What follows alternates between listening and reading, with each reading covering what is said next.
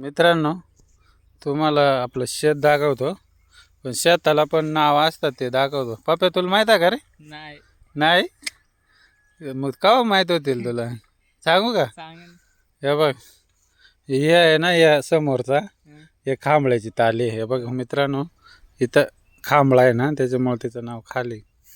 आणि ही मोठी ताली आहे, कारण का ना ही इडून तिडून मोठी आहे ना, ही समोरची ही मोठी ताली.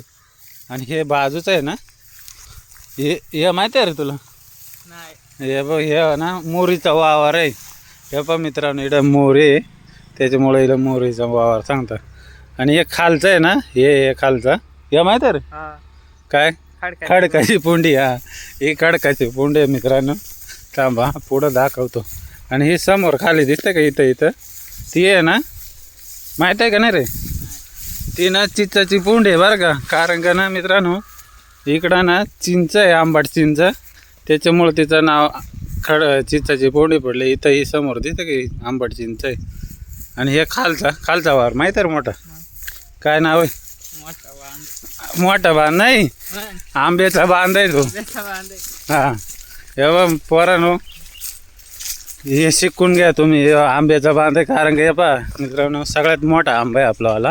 हा समोर पहा, हा हे झाड आहे ना, तर हे वावर आहे ना, हे मोठा आंब्याचा बांध आहे. आणि हिर आहे आपली.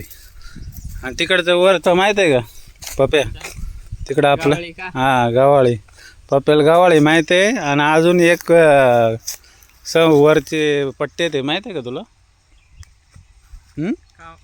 आपले खांबळ्याचे वर. हां, तिकडे एक खांबळ्याची ताले आणि 2 पोंड्या.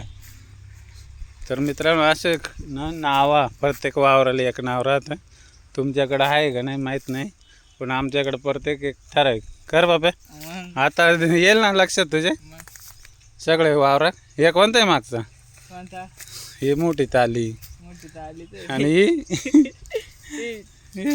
अरे आंब्याचा चिंचाची हा चिंचाचा बांध. तर असे शेताला पण नाव राहतं मित्रांनो. आणि हे आपला बांध अजून तर भात थोडंसं आहे, आणि बाकीचं इकडं काढायला ठेवलेलं आहे. तर तुमच्याकडं पण वावरांना नाव आहे का? कमेंट करून नक्की सांगा. असं प्रत्येक वावराला नाव आहे आपले, जसे माणसांना राहतं तसे. घर तुला झाले का माहिती? आता माहिती करून घे, नाही तर आमची पिढी गेल्यावर आता जबाबदारी तुम्हालाच आहे. हां, माहिती राहू दे. शेती करायची आपल्याला.